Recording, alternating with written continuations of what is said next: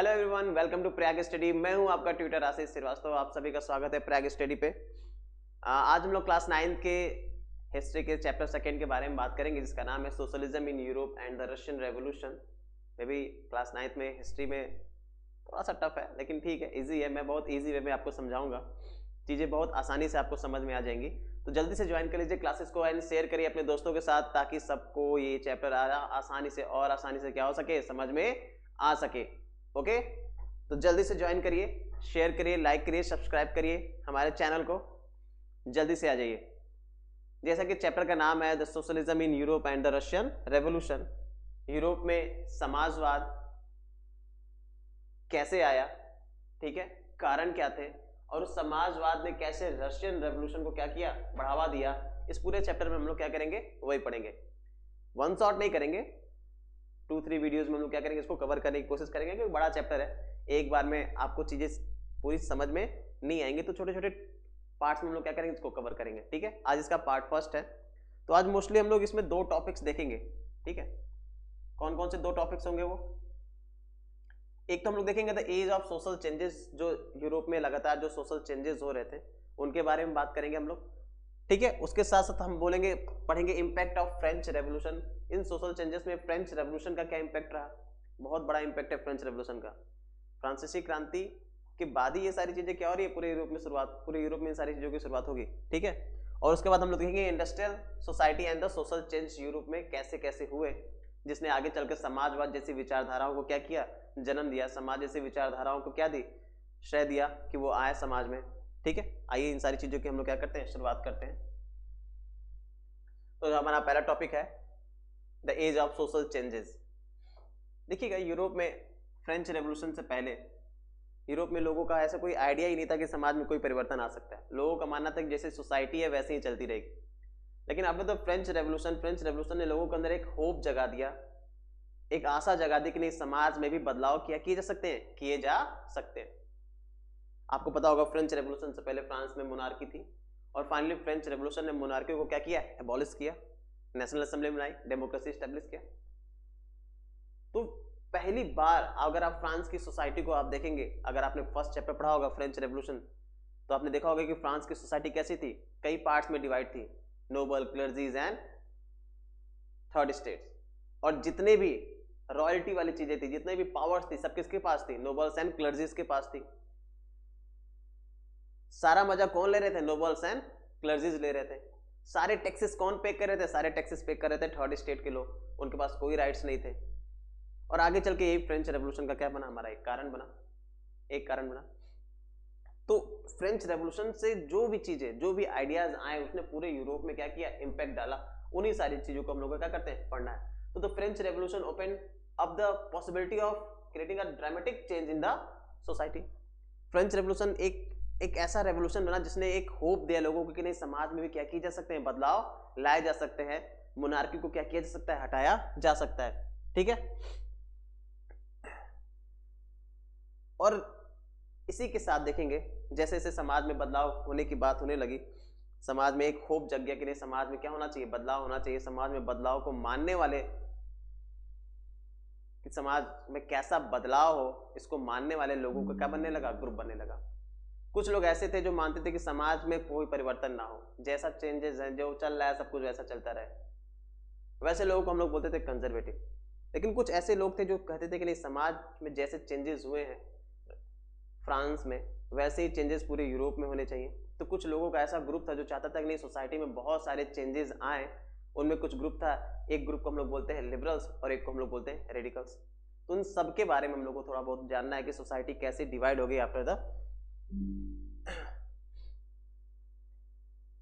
ठीक है। तो फ्रेंच रेवोल्यूशन का क्या इंपैक्ट पड़ा पूरे यूरोप में, आइए देखते हैं। फ्रेंच रेवोल्यूशन ने क्या किया भाई, मैंने बताया कि फ्रेंच रेवोल्यूशन ने सबसे पहले क्या कर दिया, एक पॉसिबिलिटी डाल दी कि सोसाइटी में क्या किए जा सकते हैं, चेंजेस लाए जा सकते हैं। ठीक है, idea of individual rights emerge किया गया कि भाई इंडिविजुअल्स की भी क्या हो सकती है, राइट्स हो सकती है। New authority for the social power began to discuss. New authority, भाई मोनार्की खत्म की जा सकती है, नए सिस्टम्स ऑफ द गवर्नमेंट क्या किए जा सकते हैं, एस्टेब्लिश किए जा सकते हैं। ठीक है, इस तरह के बहुत सारे आइडियाज, डिफरेंट तरह के आइडियाज फ्रेंच रेवोल्यूशन ने क्या किए हैं, पूरे यूरोप को दी। इवन पूरे वर्ल्ड ने उसको क्या किया, फॉलो किया आगे चल के। ये कुछ ऐसे चेंजेस थे, ऐसे इम्पैक्ट थे फ्रेंच रेवोल्यूशन के जो पूरे यूरोप पे क्या हुए पड़े। लोगों को पता चला कि नहीं, इंडिविजुअल राइट्स भी कोई चीज होती है, फ्रीडम भी कोई क्या होती है, चीज होती है। पहले लोग क्या होते थे, किंग के अंडर काम करते थे, राजा ने जो कहा वो करना है।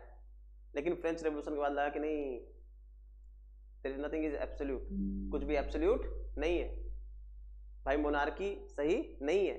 यानी कि इंडिविजुअल राइट्स भी क्या होने चाहिए, होने चाहिए। इंडिविजुअल राइट्स नाम की भी कोई चीज होती है। कब पता चला? After the French revolution. तो ये फ्रेंच रेवोल्यूशन ने क्या किया, पूरे यूरोप में सोसाइटी को क्या कर दिए, चेंजेस ला दिए।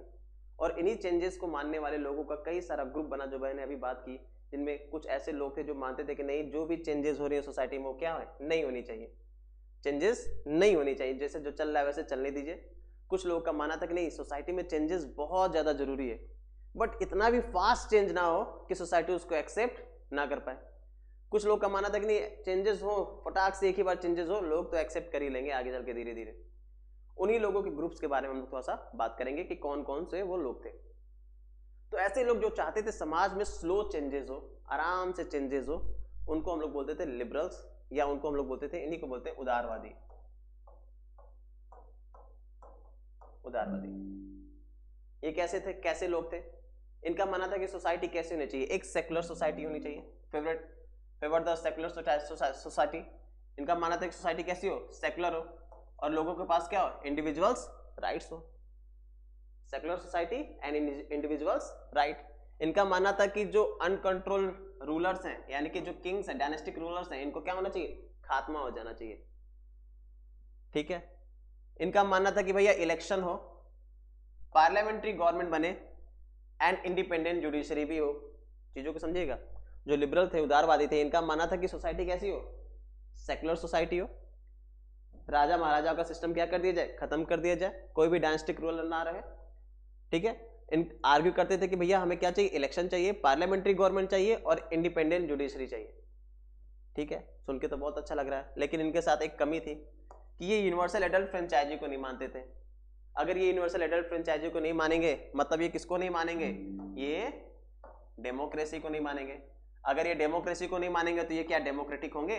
जी नहीं, ये डेमोक्रेटिक नहीं थे। अक्सर पूछता है which are the followings are democratic, तो लिबरल, रेडिकल, कंजर्वेटिव। तो जो लिबरल्स हैं वो तो है ही नहीं, कंजर्वेटिव तो बिल्कुल नहीं थे, तो कंजर्वेटिव ऑप्शन में नहीं रहेगा। तो लिबरल्स क्या होंगे, ये डेमोक्रेटिक नहीं थे। एक कमी और थी इनके साथ कि ये जो वुमेन्स राइट्स है या वुमेन सफ्रेज मूवमेंट को, ठीक है, वुमेन्स को भी राइट देने के अगेंस्ट ये लोग थे। नॉर्मल सी बात, अगर डेमोक्रेटिक नहीं है, यूनिवर्सल एडल्ट फ्रेंचाइजी नहीं मान रहे हैं, तो ये क्या मानते थे कि भैया वही जो सिस्टम है, जो एवल टैक्स पे कर सकता है उसी को क्या दिया जाए, वोटिंग राइट्स दिया जाए, बाकी सबको क्या कर देते हैं, बाहर। वुमेन्स को वोटिंग राइट्स देने के अगेंस्ट ये लोग थे, और यूनिवर्सल एडल्ट फ्रेंचाइजी को भी ये लोग मानते नहीं थे। तो इनको, ऐसे लोगों को हम लोग बोलते हैं उदारवादी, जो इस तरह के आइडियाज को क्या करते थे, यूरोप में फॉलो करते थे। इनका मानना था कि सोसाइटी ऐसी होनी चाहिए। कुछ लोग ऐसे थे जिनका मानना था कि नहीं, सोसाइटी कैसी होनी चाहिए, थोड़े दूसरे तरह से होनी चाहिए। इनको हम लोग बोलते हैं रेडिकल। इनका मानना था कि सोसाइटी में चेंजेस कैसे हैं, फास्ट हैं, बहुत तेजी से चेंज हैं। इनको क्या बोलते हैं हम लोग, इनको बोलते हैं उग्र उदारवादी।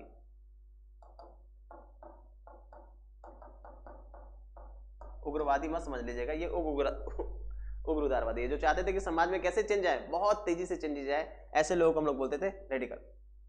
इनका क्या मानना था, wanted a government of majority of the people. Normal ध्यान दीजिएगा, ये वो लोग थे जो मानते थे कि सरकार कैसी हो, मेजॉरिटी से बने। भैया अगर मेजॉरिटी से सरकार बनेगी तो सरकार कैसी होगी, डेमोक्रेटिक होगी ना। डेमोक्रेसी में ही तो मेजॉरिटी वाली गवर्नमेंट बनती है, नॉर्मल सी बात है। अगर मेजॉरिटी की सरकार की क्या थे, सपोर्ट में थे। दूसरा, ये वुमेन की जो मूवमेंट थे, वुमेन सफ्रेज मूवमेंट, ये थोड़ा सा गलत हो गया, वुमेन सफ्रेज मूवमेंट को भी क्या करते थे, ये सपोर्ट करते थे। सफ्रेज मूवमेंट मतलब राइट टू वोट, जो वुमेन्स हमेशा स्ट्रगल करती थी वोटिंग राइट्स के लिए, उनको भी, उनका मानना था कि हमें भी क्या मिले, इक्वल राइट्स मिले, इक्वल पॉलिटिकल राइट्स मिले। उसके लिए जो वुमेन्स का स्ट्रगल था उसको हम लोग बोलते हैं वुमेन सफ्रेज मूवमेंट। तो इनको मानना था कि वुमेन्स को भी क्या मिले, वोटिंग राइट्स मिले, वुमेन्स को भी पॉलिटिकल राइट्स मिले। चलिए बहुत अच्छी बात है। Oppose the privilege of the great land owners, किसको अपोज कर रहे थे, privilege of the great land owners, मतलब बड़े बड़े जो इंडस्ट्रीज थे, जो बड़े बड़े लैंड ऑनर्स थे, इनको क्या कर रहे थे, अपोज कर रहे थे। उनका मानना था कि ये चीजें सही नहीं है। ठीक है, not against the existence of the private property, याद रखिएगा इनके बारे में, ये प्राइवेट प्रॉपर्टी के अगेंस्ट नहीं थे, ये ऐसे लोग थे जिनका मानना था कि नहीं प्राइवेट प्रॉपर्टी भी सोसाइटी में होनी चाहिए, सोसाइटी में प्राइवेट प्रॉपर्टी नहीं रहेगी तो सोसाइटी रन कैसे करेगी, तो ये प्राइवेट प्रॉपर्टी के अगेंस्ट नहीं थे, बट किसके अगेंस्ट थे, ये नहीं चाहते थे कि प्राइवेट प्रॉपर्टी का क्या हो, concentration in the few hand of the people, the concentration of the private property किसके अगेंस्ट थे कि प्राइवेट प्रॉपर्टी का क्या ना हो, कंसंट्रेशन ना हो, किसी एक आदमी के हाथ में ही सारी प्राइवेट प्रॉपर्टी ना हो, ये क्या थे उसके अगेंस्ट थे। इनका मानना था कि प्राइवेट प्रॉपर्टी हो लेकिन ऐसा ना हो कि सिर्फ एक आदमी उसको ऑन कर रहा हो, ठीक है। आगे हम बात करेंगे जब सोशलिज्म के बारे में तो इन सब चीजों को और समझेंगे कि इसका मतलब क्या है, क्या कंसंट्रेशन ऑफ प्राइवेट प्रॉपर्टी ना हो तो सब लोगों के हाथ में कैसे हो, तो सब लोगों के हाथ में कैसे आएगी भाई, कोऑपरेटिव बना के, कोऑपरेटिव सोसाइटीज बना के, किस कोई एक फैक्ट्री हो उसका कोई एक मालिक ना हो, बहुत सारे लोग उसके मालिक हो, ठीक है, तो कोऑपरेटिव सोसाइटीज बना के, इनका मानना था कि कोऑपरेटिव बनाया जाए, सोसाइटीज बनाई जाए, ठीक है। तीसरे लोग थे कंजर्वेटिव, इनको हम लोग बोलते हैं संरक्षणवादी, ये ऐसे लोग थे जो चाहते ही नहीं थे कि सोसाइटी में कोई भी चेंजेस आए, ये चेंजेस के क्या थे अगेंस्ट थे, इनका मानना था कि सोसाइटी में चेंज होने ही नहीं चाहिए, सोसाइटी में चेंजेस होने ही नहीं चाहते, ये चाहते ही नहीं थे कि सोसाइटी में किसी तरह का कोई चेंज आए, ठीक है। और जब सोसाइटी में चेंज नहीं चाहेंगे तो किसको अपोज करेंगे, नॉर्मल सी बात है, रेडिकल एंड लिबरल्स को ये लोग क्या कर रहे थे, अपोज कर रहे थे, इनका मानना था कि सोसाइटी में चेंजेस ही ना आए। आफ्टर द फ्रेंच रेवोल्यूशन, देखिए फ्रेंच रेवोल्यूशन से पहले तक तो एकदम कंजर्वेटिव थे, इनका मानना ही बिल्कुल भी सोसाइटी में चेंजेस नहीं चाहते थे, but after the French revolution को लगा कि नहीं सोसाइटी में थोड़े बहुत चेंजेस की जरूरत है, तो थोड़े बहुत चेंजेस के लिए लोग क्या हो गए, एग्री कर गए, ठीक है। इनका मानना था कि जो पास्ट है उसकी रिस्पेक्ट की जानी चाहिए, मतलब इनका मानना था कि जो पास्ट है यानी कि जो पुराना टाइम था राजा महाराजा वाला, वही समय क्या था, बहुत अच्छा था। धीरे धीरे उन्होंने चेंजेस तो अडॉप्ट किए, लेकिन इनका मानना था कि जो चेंजेस होने चाहिए सोसाइटी में बहुत स्लो प्रोग्रेस के थ्रू होने चाहिए, बहुत स्लो प्रोसेस के थ्रू होने चाहिए, ऐसे ही ना सुबह उठे और क्या करते, सोसाइटी को क्या करते, चेंज करते। ये तो इंपैक्ट ऑफ फ्रेंच रेवोल्यूशन। और हम लोगों ने यूरोप की सोसाइटी देख ली, फ्रेंच रेवोल्यूशन का इंपैक्ट क्या पड़ा कि सोसाइटी में चेंजेस हो, ऐसा आइडियाज किसने डाल दिया पूरे यूरोप में, फ्रेंच रेवोल्यूशन ने डाल दिया। अब ये चेंजेस किस तरह के हो, यूरोप की सोसाइटी क्या हो गई, इसको लेके 3 भाग में बढ़ गई। कुछ लोगों का मानना था कि नहीं चेंजेस बहुत तेजी से होने चाहिए और सबको एक बराबर राइट्स मिलने चाहिए, जिसको हम लोग बोलते हैं रेडिकल, जिसको हमने क्या नाम दे दिया, रेडिकल नाम दे दिया। इनका मानना क्या था कि चेंजेस क्या हो, बहुत फास्ट हो और राइट्स सब किसको मिले, सबको मिले, सब लोग क्या हो, इक्वल हो। कुछ ऐसे थे जो ये मानते थे कि सोसाइटी में चेंजेस तो हो लेकिन चेंजेस कैसी हो, स्लो हो, कैसी हो, स्लो, उनको क्या बोला हम लोगों ने, लिबरल्स। हाँ, बट दिक्कत इनके साथ ये थी कि सबको एक बराबर नहीं मानते थे, ये डेमोक्रेसी के अगेंस्ट थे, चाहते थे सारी चीजें, पार्लियामेंट्री गवर्नमेंट चाहते थे, इंडिपेंडेंट जुडिशरी चाहते थे, इलेक्शन चाहते थे, बट डेमोक्रेसी नहीं चाहते थे। तो कहोगे सर डेमोक्रेसी, अगर इलेक्शन हो रहा है तो डेमोक्रेसी क्यों नहीं है, पार्लियामेंट्री गवर्नमेंट है तो डेमोक्रेसी नहीं है, ऐसा कैसे है? तो इसको समझने के लिए आपको जाके पढ़ना पड़ेगा सिविक्स का पहला chapter, what is democracy, Y democracy. जब आप वहाँ चैप्टर को पढ़ोगे तो इस चीज को यहाँ पे क्या कर पाओगे, कनेक्ट कर पाओगे। और तीसरे ग्रुप थी भैया कंजर्वेटिव्स की। कंजर्वेटिव्स का मानना था कि भाई सोसाइटी में चेंजेस ही ना हो, बिल्कुल भी against the change. But after French revolution इन्होंने सोचा कि चलो थोड़े बहुत चेंजेस हम लोग क्या कर सकते हैं, सोसाइटी में तो कर ही सकते हैं, और उन्हीं चेंजेस को देखा जाएगा तो बहुत स्लो प्रोसेस के थ्रू अडॉप्ट करने की बात इन्होंने की कि हम चेंजेस करेंगे तो, लेकिन चेंजेस कैसे होंगे, बहुत स्लो, आराम आराम से चेंजेस क्या किए जाएंगे, किए जाएंगे। चलिए अच्छी बात है, चलो कुछ तो हुआ आफ्टर द फ्रेंच रेवोल्यूशन, ठीक है।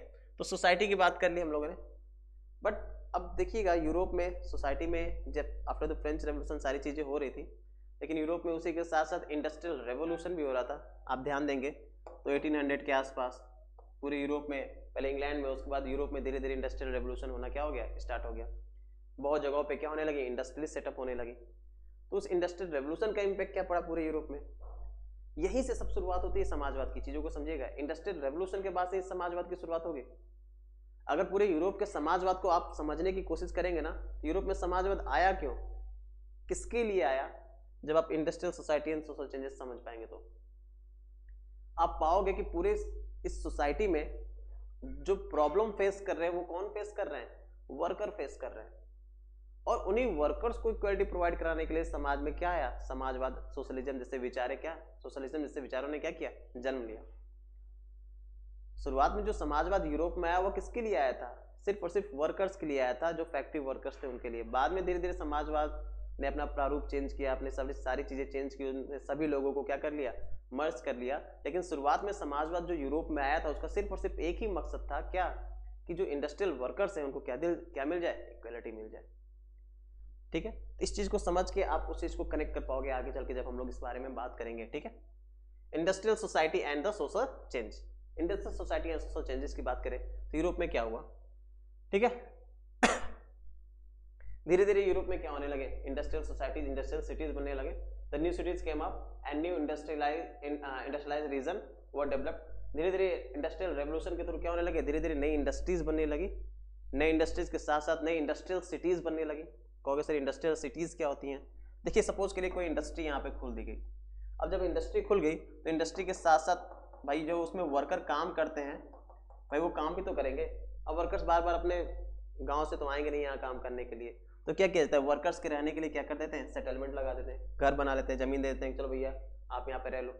अब जब वर्कर्स रहेंगे तो भैया उनके लिए दुकानें भी तो चाहिए, खाने पीने राशन की दुकानें, वो सेटल्ड हो जाती हैं। अब जब पूरा सेटअप हो जाता है तो फिर इन वर्कर्स के लिए फेयर्स लगना, मेले लगना, टेम्पल्स बनना, ये सारी चीज़ें यहाँ पे क्या होने लगती है, धीरे धीरे सेटल होने लगती हैं। और इस तरह क्या होता है, एक इंडस्ट्री के चारों तरफ क्या हो जाती है, एक सोसाइटी बन जाती है, इसी को बोलते हैं इंडस्ट्रियल सोसाइटी। ठीक है, अब तो प्रॉपर सेटअप किया जा रहा है, तो नॉर्मल सी बात है, कहीं भी इंडस्ट्री बनेगी तो ये पूरा प्रॉपर सेटअप के साथ ही क्या होती है, बनती है। तो धीरे धीरे क्या होने लगा, इंडस्ट्रियल रीजन डेवलप होने लगे। इंडस्ट्री का डेवलपमेंट कब होगा, कोई भी इंडस्ट्री डेवलप कब होगी, कोई भी इंडस्ट्री का ग्रोथ कब होगा, जब इंडस्ट्री से बने गुड्स क्या हो, मार्केट में इजीली क्या हो जाए, अवेलेबल हो जाए, और इंडस्ट्री को आसानी से क्या मिल जाए, रॉ मटेरियल मिल जाए। जब ऐसा होगा तभी इंडस्ट्रीज क्या हो जाएंगी, ग्रो करेंगी। और ये कब करेंगी भाई, मैंने अभी बताया कि इनका जो बना हुआ प्रोडक्ट है वो मार्केट में जल्दी से पहुंच जाए, जल्दी से बिक जाए, और इनके पास जल्दी से रॉ मटेरियल आ जाए। इसके लिए जरूरी क्या है, ट्रांसपोर्टेशन। और यही हुआ पूरे यूरोप में। बहुत तेजी से रेलवे का क्या होने लगा, एक्सपेंशन होने लगा, बहुत तेजी से रेलवे का एक्सपेंशन हुआ। ठीक है, और रेलवे के एक्सपेंशन के साथ साथ आप देखेंगे इंडस्ट्री भी क्या होने लगी, तेजी से डेवलप करने लगी पूरे यूरोप में। बट एक चीज यूरोप में थी, ये जो इंडस्ट्रियल चेंजेस यूरोप में देखे जा रहे थे, ये इंडस्ट्रियल चेंजेस यूरोप में बहुत पॉजिटिव अप्रोच नहीं लेके हैं। ठीक है, इनका नेगेटिव पॉइंट बहुत ज़्यादा रहा, बहुत ज़्यादा पॉजिटिव नहीं हो पाए। क्या होगा भैया, industrial change is not a positive change in Europe, बहुत ज़्यादा पॉजिटिव चेंज नहीं रहा। आइए देखते हैं क्या हुआ, कौन कौन सी प्रॉब्लम्स आई। Society was not ready for this kinds of revolution. Society इस तरह के चेंजेस, रेवोल्यूशन मतलब इंडस्ट्रियल रेवोल्यूशन की मैं बात कर रहा हूँ, सोसाइटी इस तरह के चेंजेस के लिए तैयार नहीं थी। अचानक से इंडस्ट्रियल रेवोल्यूशन ने क्या किया, सोसाइटी को डगमगा दिया। क्यों, देखो लोगों की आदत किस तरह की थी, हैंडमेड गुड्स की यूज करना, हैंडमेड गुड्स यूज करने की आदत लोगों की थी। अब अचानक से इंडस्ट्रीज आ गए, अचानक से कोई अपनी हैबिट तो थोड़े छोड़ नहीं सकता। यही रीजन रहा कि इंडस्ट्री बनने के बाद भी, इंडस्ट्रियल गुड्स आने के बाद भी सस्ते भी होते थे, लेकिन तब भी लोग बहुत ज्यादा प्रेफर नहीं करते थे, इससे इंडस्ट्री को लॉस भी बहुत होता था।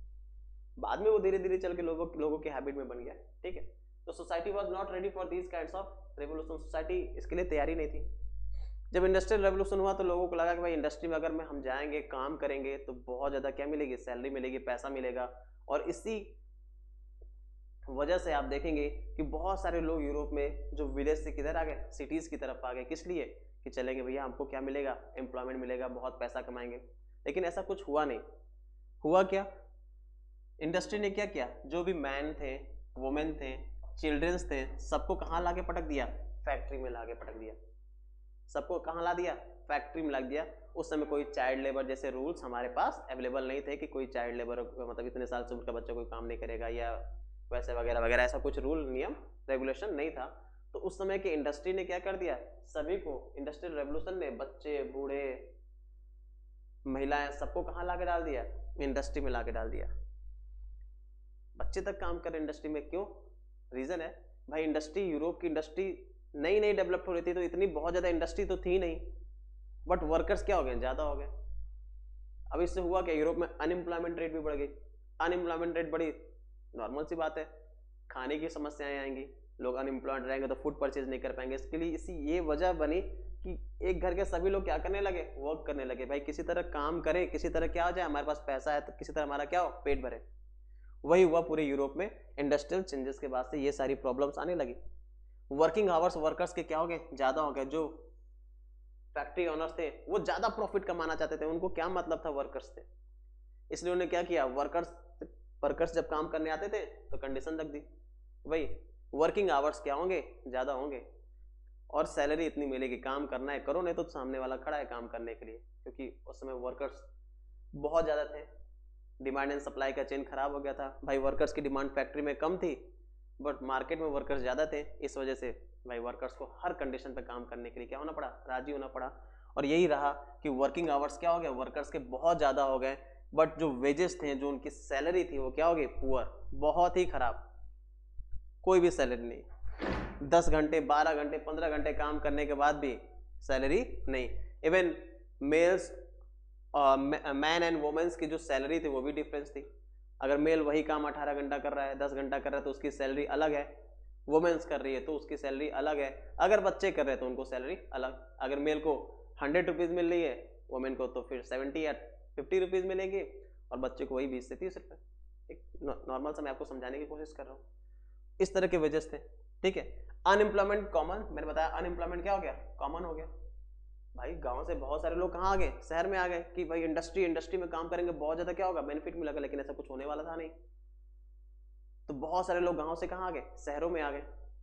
इससे हुआ क्या भाई, शहर उतना ज्यादा डेवलप्ड तो था नहीं कि सबको क्या देते, घर देते, इसलिए लोग क्या करने लगे भाई, हाउसिंग एंड सैनिटेशन की प्रॉब्लम आने लगी। पूरे शहरों में किसकी प्रॉब्लम आने लगी, हाउसिंग एंड सैनिटेशन। लोग झुग्गी झोपड़ी स्लम एरियाज बना के रहने लगे, जहाँ पे साफ सफाई नहीं है, कुछ नहीं है। तो हाउसिंग एंड सैनिटेशन की प्रॉब्लम कहाँ आने लगी, यूरोप में आने लगी। तो ये सारी प्रॉब्लम्स हुई किसके बाद, इंडस्ट्रियल रेवोल्यूशन के बाद। कहाँ पे, यूरोप में। इंडस्ट्रियल रेवोल्यूशन के बाद ये सारी प्रॉब्लम्स आ रही है, ठीक है सर। प्रॉब्लम्स तो आ रही है ना। तो अभी तो हम लोगों ने पढ़ा कि कुछ लोग थे जो समाज में परिवर्तन चाहते थे, जिनको हम लोग बोल रहे थे रेवोल्यूशनरी, रेडिकल, जो चाहते थे, जो वर्कर्स का साथ देना चाहते थे, जो चाहते थे समाज में चेंजेज आए, जो चाहते थे सबको इक्वालिटी मिले, वो लोग कहाँ थे इन सारी प्रॉब्लम्स को देख के, यही पे थे। The role of nationalist and revolutionaries. Nationalist और रेवोल्यूशनरी, अभी तो लिबरल और रेडिकल बोल रहे थे सर, अभी नेशनलिस्ट एंड रेवोल्यूशनरी कौन हो गए भाई, वही लिबरल्स और रेडिकल ही हैं जिनको हम लोग नेशनलिस्ट और रिवोल्यूशनरी ही बोल रहे हैं, ठीक है। ये कौन है, वही लिबरल्स एंड रेडिकल्स हैं, लिबरल्स एंड रेडिकल। जैसे कि मैं एक टीचर भी हूँ, ठीक है, दोस्त भी हूँ, दोनों हो सकता हूँ ना। उसी तरह भैया ये जो लिबरल्स और रेडिकल हैं, जब ऐसा काम करने लगे जिससे सोसाइटी में क्या आ जाए, चेंजेस आए, क्या बन गए वो, रिवोल्यूशनरी बन गए। रिवोल्यूशन का मतलब क्या होता है, सडन एंड विजुअल चेंज।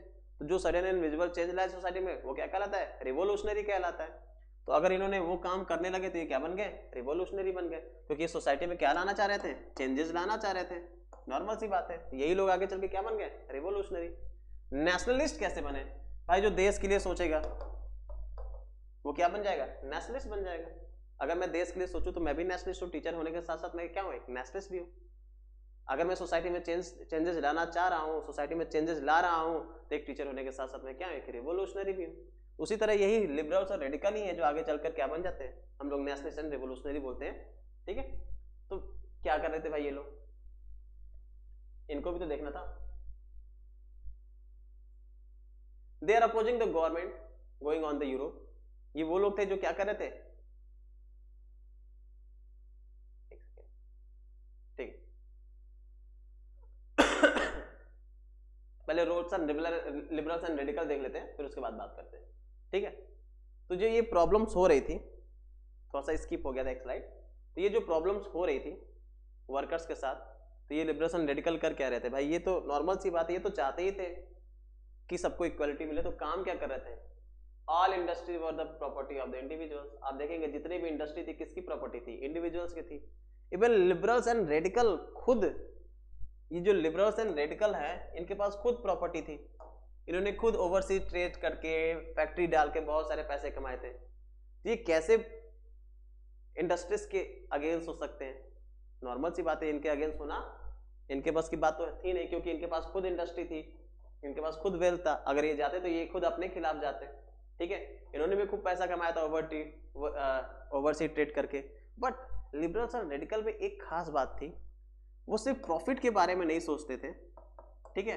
उनका मानना था कि जो वर्कफोर्स है, ठीक है ना, in the economic should be healthy. ये जो वर्कफोर्स है जो हमारे लिए काम कर रही है, जो हमारे फैक्ट्री में काम कर रही है, वो क्या होनी चाहिए, हेल्दी होनी चाहिए। And citizen to be educated, और जो सिटीजन्स हैं या फिर जो हमारे वर्कर्स हैं वो कैसे होने चाहिए, एजुकेटेड होने चाहिए, ठीक है। क्या होने चाहिए, educated. Oppose the privilege of the old aristocracy, और ये जो ओल्ड एरिस्टोक्रेसी थी ना, उसके भी क्या थे, अगेंस्ट थे। एरिस्टोक्रेसी सोसाइटी में जो अमीर लोगों का जो ग्रुप होता है उसको क्या बोलता है, एरिस्टोक्रेसी, ठीक है, एरिस्टोक्रेट्स बोलते हैं। तो एरिस्टोक्रेसी के अगेंस्ट थे। Believe in the value of individual effort, labour and the enterprises. इनका मानना था कि जो इंडिविजुअल्स, लेबर्स हैं, वर्कर्स हैं, ठीक है, उनकी वैल्यूज होनी चाहिए। ऐसा नहीं है कि जो वर्कर्स काम कर रहे हैं वो क्या है, यूजलेस है। इनका मानना था कि जो सोसाइटी है, जो इंडस्ट्री है उसमें जो वर्कर्स हैं वो कैसे होने चाहिए, हेल्दी होने चाहिए। अगर वर्कर्स हेल्दी होंगे तभी तो हमारे लिए ज्यादा प्रोडक्टिव होंगे, तभी हमारे लिए क्या होंगे, ज्यादा प्रोडक्टिव होंगे, ठीक है। अगर एजुकेटेड होंगे तो हमारे लिए क्या होंगे, ज्यादा प्रोडक्टिव होंगे। तो दूसरे इंडस्ट्रीज की तुलना में लिबरल्स और रेडिकल कैसे थे, ऐसे थे जो चाहते थे कि वर्कर्स के साथ क्या हो, अच्छा हो। और यही रीजन था, जहां भी लिबरल्स और रेडिकल पहुंचते थे वहां पे वर्कर्स की क्या लग जाती थी, भीड़ लग जाती थी। क्यों लग जाती थी, क्योंकि ये उन वर्कर्स के राइट्स के बारे में क्या करते थे, बातें करते थे, उनको समझाते थे। That is the reason. Okay, the role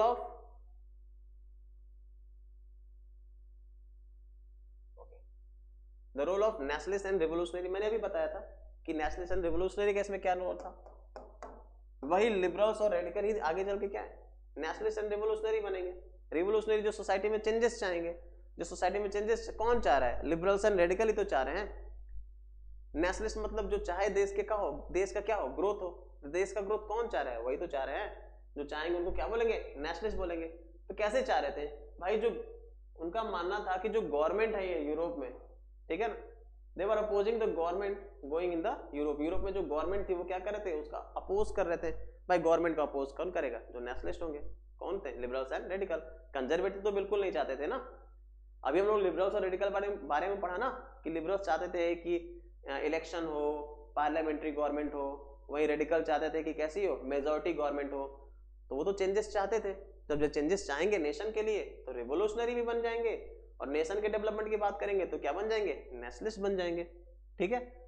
तो ये किसका मानते थे कि भैया जो यूरोप में गवर्नमेंट है ना वो क्या होनी चाहिए, बदलनी चाहिए। मोनार्की क्या होनी चाहिए, खत्म होनी चाहिए, ठीक है ना। wanted to resolution on put and the end of the monarchical government in the Europe in 1815। इनका मानना था कि जो मोनार्कियल गवर्नमेंट है यूरोप में उसका क्या होना चाहिए, खात्मा हो जाना चाहिए। तो इसके बारे में अभी हमने बात की थी, ठीक है। Revolutionary in France, Italy, Germany, Russia work over to the existing monarchy. और इसी तरह के जो रिवोल्यूशनरी थे पूरे यूरोप में जगह जगह वो क्या कोशिश कर रहे थे, वो कोशिश कर रहे थे कि यूरोप से मोनार्की को क्या किया जाए, खत्म किया जाए, और वहां पे कैसी गवर्नमेंट ला दी जाए, डेमोक्रेटिक। कैसी गवर्नमेंट ला दी जाए, डेमोक्रेटिक गवर्नमेंट ला दी जाए, ठीक है। इसी तरह के एक रिवोल्यूशनरी थे गिज़िप मज़ीनी इटली के, जिन्होंने इटली को आज़ाद कराने की बहुत कोशिश की। फाइनली ये तो आज़ाद नहीं करा पाए, इटली को एक नेशन नहीं बना पाए। याद करिएगा, इटली को क्या नहीं बना पाए, नेशन नहीं बना पाए। सर नेशन नहीं बना पाए मतलब क्या, उससे पहले वहाँ पे नेशन नहीं हुआ करते थे क्या? नहीं, नेशंस नहीं होते थे, क्योंकि मैंने बताया था मोनार्क होते थे। मोनार्क मतलब किंग, और किंग का क्या होता है, किंग का होता है किंगडम। तो राजा और उसका राज्य होता था, नेशन नहीं होता था। तो उस समय के जो लोग थे, उस समय के जो रिवोल्यूशनरी थे और जो नेशनलिस्ट थे, वो क्या चाहते थे कि यही किंग और किंगडम का कॉन्सेप्ट क्या हो जाए, खत्म हो जाए, और क्या बन जाए, नेशन बन जाए। और उसी की तर्ज पे गिज़िप मज़ीनी ने काम किया। वो इटली के एक रिवोल्यूशनरी थे तो इटली के, लेकिन इनकी चर्चा पूरे यूरोप में थी, ठीक है। He was very famous, इनके आइडियाज भी बहुत फेमस थे। 1815 के आसपास आप देखेंगे। फाइनली ये चाहते थे कि इटली एक नेशन बन जाए, बट इनके रहते इटली नेशन नहीं बन पाया। आप जब क्लास 10th में जाएंगे तो जब आप पढ़ेंगे तो नेशनलिज्म इन यूरोप, तब आप चीज को यहाँ पे कनेक्ट कर पाओगे। गिज़िप मज़ीन के बारे में पढ़ोगे कि उन्होंने क्या क्या किया और कैसे नेशन स्टेट्स बने यूरोप में। फिलहाल यहाँ पे तो हम लोग को नहीं समझना है, यहाँ पे बस हम लोग को जानना है कि इस रेवोल्यूशन ने क्या चेंजेस लाया पूरे यूरोप में, और रशिया का रेवोल्यूशन कैसे हुआ इस समाजवाद की वजह से। ठीक है, तो इस चीज को आप लोग हम नेक्स्ट क्लास में क्या करेंगे, समझेंगे। तो ये रिवोल्यूशनरी और नेशनलिस्ट का रोल था जो ये चाहते थे पूरे यूरोप में हो। उनमें एक नेशनलिस्ट जो थे उनका नाम क्या था, गिज़िप मज़ीनी। इवन ये रिवोल्यूशनरी भी थे।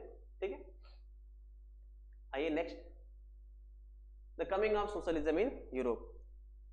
अब देखिए कुल मिला जुला के जो काम हो रहा है वो किसके लिए हो रहा है, उन वर्कर्स के लिए हो रहा है जिन वर्कर्स की कंडीशन क्या है, खराब है। लोग किसके लिए, किसकी बात कर रहे हैं, रिवोल्यूशनरी किसकी बात कर रहे हैं, रिवोल्यूशनरी बात कर रहे हैं वर्कर्स की, नेशनलिस्ट बात कर रहे हैं वर्कर्स की, यानी कि लिबरल्स एंड रेडिकल किसकी बात कर रहे हैं, वर्कर्स की कंडीशन सुधारने की। तो यूरोप में समाजवाद के आने का मुख्य कारण क्या रहा, उन वर्कर्स की कंडीशन को क्या करना, इंप्रूव करना, सुधारना। ठीक है, तो coming of socialism in Europe. ठीक है, सोशलिज्म की मैं बात करूं तो सोशलिज्म लगभग 19वीं शताब्दी में, मिड 19 में मेरे ख्याल से, हाँ मिड 19 सेंचुरी में सोशलिज्म ने क्या किया, एक पूरा अटेंशन ग्रैब करना स्टार्ट किया पूरे यूरोप में। तो पहले थोड़ा सा समझ लेते हैं कि सोशलिज्म है क्या, समाजवाद है क्या। ठीक है, और एक और कॉन्सेप्ट इससे जुड़ता है, इसको हम लोग बोलते हैं साम्यवाद, कम्युनिज्म। दोनों के बारे में बात करते हैं, सोशलिज्म एंड कम्युनिज्म के बारे में। सोशलिज्म की डेफिनेशन यहाँ पे लिखी हुई है, फाइनली आप पढ़ेंगे, the political idea that is based on believe that all peoples are equal and the money and property should be equally divided. समाजवाद कहता क्या है, सोशलिज्म इन यूरोप हम लोग कब से पढ़ रहे थे, इन जो सारी चीजें मैंने आपको बताई, अब चीजों को कनेक्ट करके देखो। समाजवाद कहता क्या है, समाजवाद कहता है कि समाज में सभी लोग क्या होने चाहिए, बराबर होने चाहिए। क्या होने चाहिए, बराबर। और समाज में जो भी रिसोर्स है, लोग कैसे होने चाहिए, इक्वल होने चाहिए। और जो भी रिसोर्स है वो सब में क्या होना चाहिए, जितने भी समाज में लोग हैं सब में क्या होना चाहिए, इक्वली डिवाइडेड हो जाना चाहिए। यानी कि समाज में कोई गरीब ना रहे, कोई अमीर ना रहे। समाजवाद क्या कहता है, समाजवाद कहता है कि is against the private property. समाजवाद प्राइवेट प्रॉपर्टी क्या है, अगेंस्ट है। क्या समाजवाद नहीं चाहता प्राइवेट प्रॉपर्टी रहे, बिल्कुल नहीं चाहता समाजवाद की प्राइवेट प्रॉपर्टी रहे।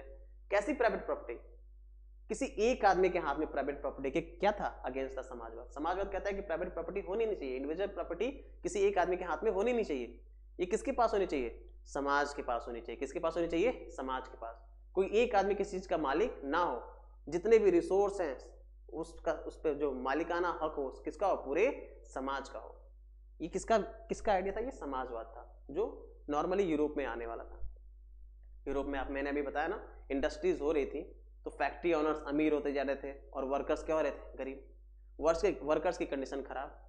उन्हीं की कंडीशन को सुधारने के लिए विचार यूरोप में जन्म लिया। उनका मानना था कि जो ये इंडिविजुअल प्राइवेट प्रॉपर्टी ऑनर्स हैं ये नहीं होने चाहिए। जब तक ये इंडिविजुअल रहेंगे तब तक ये समाज का क्या करते रहेंगे, शोषण करते रहेंगे। डेट्स वाई हमें क्या चाहिए, एक ऐसी सोसाइटी चाहिए जहां पर जो रिसोर्सेज है उस पर सब लोग का क्या हो, बराबर हक हो, समाज का क्या हो, बराबर हक हो। अगर आप समाजवाद को देखेंगे तो समाजवाद क्या चाहता है, समाजवाद किसी व्यक्ति विशेष के बारे में बात नहीं करता है कि इस व्यक्ति को ये मिल जाए, उस व्यक्ति को ये मिल जाए, नहीं। समाजवाद बात करता है समाज के बारे में। व्यक्ति से ज्यादा समाज में इक्वेलिटी हो। एक आदमी एक पर्सन के बारे में नहीं बोलता है, बोलता है कि पूरा समाज में क्या हो, इक्वेलिटी है। तो व्यक्ति से ज्यादा किसको महत्व देता है समाजवाद, एक पर्सन से ज्यादा समाजवाद महत्व देता है सोसाइटी को। इसका मानना है कि जब सोसाइटी इक्वल हो जाएगी तो सब अपने आप क्या हो जाएंगे, इक्वल हो जाएंगे। तो समाजवाद क्या कहता है, समाजवाद कहता है कि सोसाइटी कैसी हो, ऐसी हो जहां पर सभी लोग क्या हो, इक्वल हो, और जितने भी रिसोर्स हैं वो सब में क्या कर दिए जाए, इक्वली डिवाइड कर दिए जाए। ये समाजवाद का छोटा सा डेफिनेशन है। क्लियर है।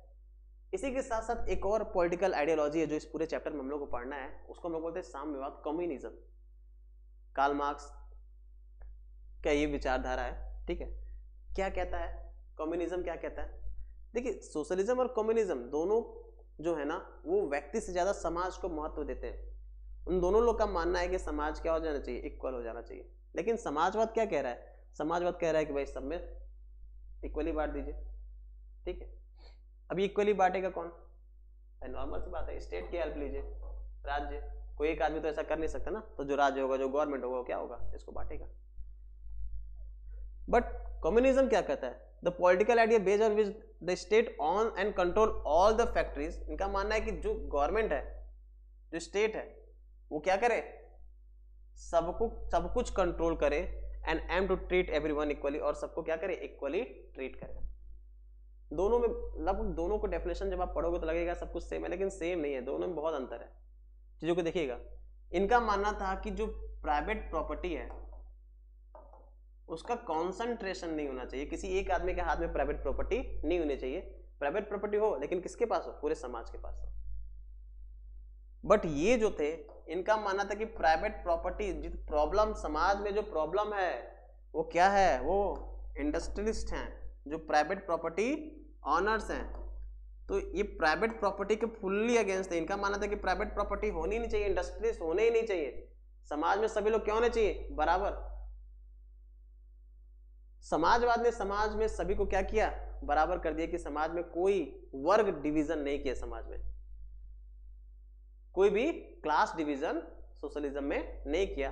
बट कम्युनिज्म ने कहा कि समाज में सिर्फ दो तरह के लोग होते हैं, एक तो जो रिच हैं, जो अमीर हैं या जो इंडस्ट्रियलिस्ट हैं, और दूसरा वो जो पुअर है या वे लोग जो शोषण कर रहे हैं, दूसरे वे लोग जो शोषित हो रहे हैं। समाज में क्या है, सिर्फ दो ही तरह के लोग एग्जिस्ट करते हैं। वहीं समाजवाद सबको इक्वल ट्रीट कर रहा है, किसी तरह का भी कोई क्लास डिवीजन नहीं कर रहा है समाज में। लेकिन साम्यवाद क्या कहता है, कि साम्यवाद कहता है कि समाज में दो तरह के लोग ही हैं, एक अमीर और एक गरीब। एक वे जो शोषण कर रहे हैं यानी कि इंडस्ट्रीज, और एक वो जो शोषित हो रहे हैं। इनका मानना है कि समाज में इक्वलिटी कब आएगी, समाज में इक्वलिटी तब आएगी जब ये इंडस्ट्रीज क्या हो जाएंगे, खत्म हो जाएंगे। और ये इंडस्ट्रीज खत्म कब होंगे, इंडस्ट्रीज तभी खत्म होंगे जब क्या होगा, क्लास स्ट्रगल होगा।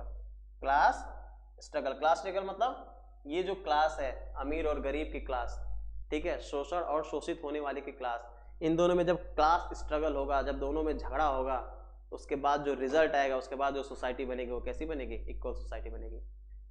पूछा गया कैसे, तो इन्होंने बताया कि भाई इक्वलिटी तब होगी जब इन दोनों क्लास में स्ट्रगल होगा। तो क्या होगा भाई, जो पॉपुलेशन में ज्यादा है वो क्या करेंगे, जो पॉपुलेशन में कम है उनको मार देंगे। यानी कि भाई इंडस्ट्रीज कितने होंगे, थोड़े बहुत ही होंगे ना, 10, 15, 20, 50, लेकिन गरीब कितने होंगे, लाखों में होंगे।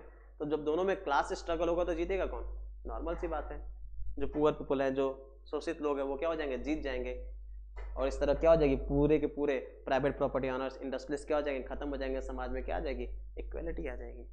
ठीक है, तो समाजवाद कोई भी क्लास स्ट्रगल की बात नहीं करता, लेकिन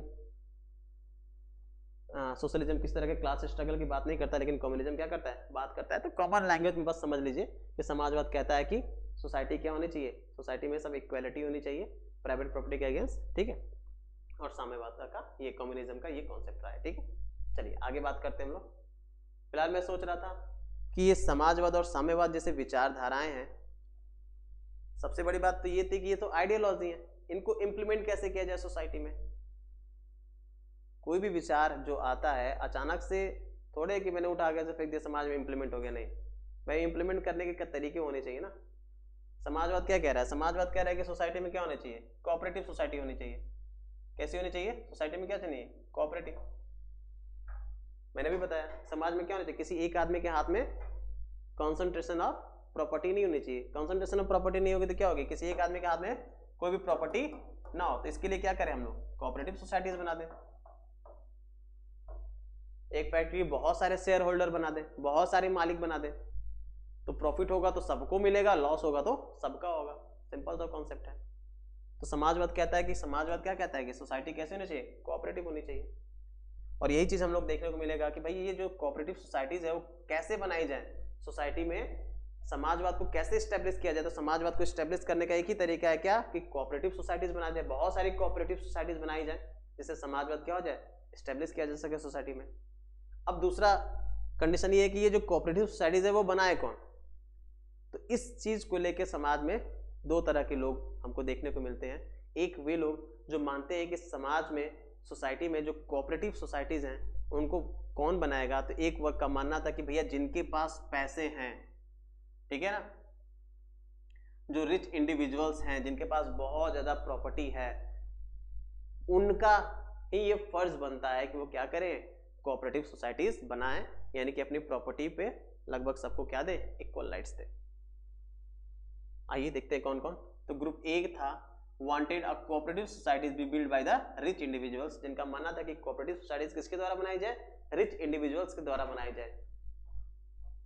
एग्जाम्पल में देखिएगा रॉबर्ट ऑन थे, ये भी एक इंडस्ट्रिस्ट थे, इन्होंने खुद एक कोऑपरेटिव सोसाइटीज बनाई जिसका नाम रखा न्यू हार्मनी इन इंडियाना, जहां पे उन्होंने एक ऐसी सोसाइटी बनाने की कोशिश की जहां पे सारे वर्कर्स क्या हो, एक बराबर एक समान रह सके। वही अगर मैं दूसरी बात करूं, ग्रुप 2 की मैं बात करूं, तो यहाँ पे वैसे लोग थे जिनका मानना था कि भाई रिच इंडिविजुअल्स नहीं, कोऑपरेटिव सोसाइटीज बनाने का जो काम है वो किसका है, वो गवर्नमेंट का है। तो गवर्नमेंट को कोऑपरेटिव सोसाइटीज क्या होनी चाहिए, बनानी चाहिए। तो wanted a cooperative build by the government, कौन थे, लुइस ब्लैन। इनका मानना था कि कोऑपरेटिव कौन बनाए, गवर्नमेंट बनाए।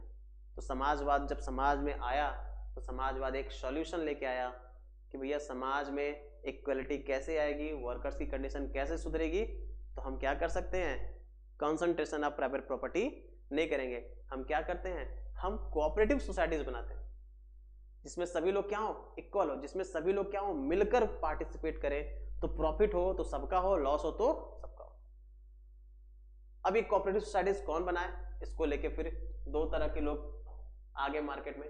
एक का मानना था कि भाई ये cooperative societies must be build by the rich individuals, कि जो कोऑपरेटिव सोसाइटीज है वो रिच इंडिविजुअल्स द्वारा बनाई जानी चाहिए। और एक का मानना था कि नहीं सर, ये कोऑपरेटिव सोसाइटीज जो है किसके द्वारा बनानी चाहिए, गवर्नमेंट के द्वारा बनाई जानी चाहिए। समाजवाद कैसे आएगा समाज में, देखा पूरे यूरोप में समाजवाद ने कैसे जन्म लिया। एक कंडीशंस बनी वर्कर्स एंड इंडस्ट्रीज के बीच में, जिसने एक नए विचार को जन्म दिया, जिसने बोला कि समाज में क्या होना चाहिए, इक्वालिटी होनी चाहिए। इक्वालिटी कैसे होगी, तो उस विचार ने बोला, जो विचार समाजवाद नामक विचार था, उसने बोला कि ये इक्वालिटी कब होगी, जब कॉन्सेंट्रेशन ऑफ प्राइवेट प्रॉपर्टी ना हो, जो रिसोर्स है उस पर सबका क्या हो, बराबर हक हो, कोई एक आदमी मालिक ना हो। तो एक आदमी मालिक नहीं हो तो कैसे होगा, तो कोऑपरेटिव बनाओ ना, एक आदमी मत मालिक बनाओ, 10 लोगों को मालिक बना लो, लॉस हो तो 10 लोगों का, नुकसान हो तो 10 लोगों का, सबका फायदा है। अब ये कोऑपरेटिव सोसाइटीज बनाए कौन, तो उसको लेके भी दो मत थे, ग्रुप 1 और ग्रुप बी। ये चीजें नॉर्मली मैंने आपको समझा दी, मे भी शायद आपको चीजें समझ में आई हो, ना समझ में आई हो, जो भी चीज जहां पे समझ में ना आई हो तो कमेंट बॉक्स में एक बार कमेंट करिएगा। मैं नेक्स्ट वीडियो में कोशिश करूंगा कि उसको और इजीली आपको क्या कर सकूं, समझा सकूं। ठीक है, आइए नेक्स्ट पार्ट देखते हैं। मुझे लगता है कि नेक्स्ट पार्ट को पढ़ने से पहले, चलिए नेक्स्ट पार्ट पढ़ लेते हैं, इसके बाद चलिए इसको पढ़ लेते हैं। अब समाजवाद यूरोप में आ गया, तो यूरोप में समाजवाद धीरे धीरे जब फैलने लगा तो ऐसा नहीं था कि समाजवाद को सपोर्ट नहीं मिला, बहुत सारे लोगों ने समाजवाद को क्या किया, सपोर्ट भी किया। आप देखेंगे इन 1870 socialist ideas spread through Europe, पूरे यूरोप में क्या हो गया, सोशलिज्म क्या होने लगा, फैलने लगा, अटेंशन पा गया सोशलिज्म, बहुत ज़्यादा उसको प्रायोरिटी दी जाने लगी। ठीक है, और इसी तर्ज पे देखिएगा जो सोशलिस्ट थे उन सब लोगों ने मिलकर एक इंटरनेशनल बॉडी बना दी, एक इंटरनेशनल पार्टी समझ सकते हैं बना दी, इसका नाम क्या रखा, सेकेंड इंटरनेशनल रखा। क्या नाम रखा, सेकेंड इंटरनेशनल। इवन इंटरनेशनल तो हुआ ही हुआ, इसके अलावा बहुत सारे स्टेट, बहुत सारे देश में भी समाजवादी पार्टी बनने लगी, सॉरी समाजवाद, हाँ समाजवाद आ गया और बहुत सारी ऐसी पार्टियां बनी जिसको हम लोग समाजवादी पार्टी बोलते हैं। नॉर्मल सी बात देखेंगे, जर्मनी में देखेंगे तो सोशल डेमोक्रेटिक पार्टी बनी, ये भी सोशलिस्ट पार्टी थी। ठीक है, वहीं आप ब्रिटेन में देखेंगे तो लेबर पार्टी बनी, जो आज भी चलती है, बहुत फेमस पार्टी ब्रिटेन में। ठीक है, तो ट्रेड यूनियंस और सोशलिस्ट ने मिलकर क्या किया, लेबर पार्टी बनाया। ठीक है, इसी तरह पूरे यूरोप में जगह जगह क्या होने लगे, socialist ideas based political parties बनने लगी। ठीक है, socialist party in France till 1914, 1914 में फ्रांस में भी सोशलिस्ट पार्टी बनी। Their ideas did shape the legislature, government was, ठीक है, तो नॉर्मल सी बात है। तो लगभग पूरे यूरोप में जगह जगह देखेंगे तो समाजवादी विचार ने क्या किया, सबको इम्प्रेस किया। समाजवाद लोग जो थे, सोशलिस्ट लोग थे, उन्होंने समाजवाद फैलाने के लिए एक इंटरनेशनल ऑर्गेनाइजेशन बनाया जिसका नाम रखा सेकेंड इंटरनेशनल। और समाजवाद जैसे जैसे फैला, आप देखेंगे पूरे यूरोप में, जर्मनी में भी सोशलिस्ट पार्टी बनी, SDP। ठीक है, वहीं अगर मैं ब्रिटेन की बात करूँ तो वहाँ भी सोशलिस्ट और लेबर्स यूनियन ने मिलकर सोशलिस्ट एंड ट्रेड यूनियन ने मिलकर लेबर पार्टी बनाई, सबसे फेमस पार्टी आज भी हम लोग जानते हैं, ठीक है। जब इसकी सरकार बनी थी तभी भारत में क्या आया था, आज़ादी आई थी, ठीक है। तो इसकी भी कहानी है, बताएंगे कभी। सोशलिज्म को लगभग आप देखेंगे पूरी यूरोप में क्या हो रहा है, रेस्पेक्ट मिल रहा है, लगभग पूरे यूरोप में सोशलिस्ट पार्टीज बन रही हैं। लेकिन आप एक चीज जानकर आश्चर्यचकित होंगे कि इतना ज्यादा अटेंशन मिलने के बाद भी सोशलिज्म को कहीं भी कोई भी ऐसी गवर्नमेंट नहीं बनी जो क्या फुल्ली सोशलिस्ट हो, कोई भी फुल्ली सोशलिस्ट गवर्नमेंट नहीं बनी। अभी भी स्टिल जो गवर्नमेंट थी पूरे यूरोप में वो कौन सी थी, वो कंजर्वेटिव लोगों की ही थी। कैसी थी, कंजर्वेटिव लोगों की।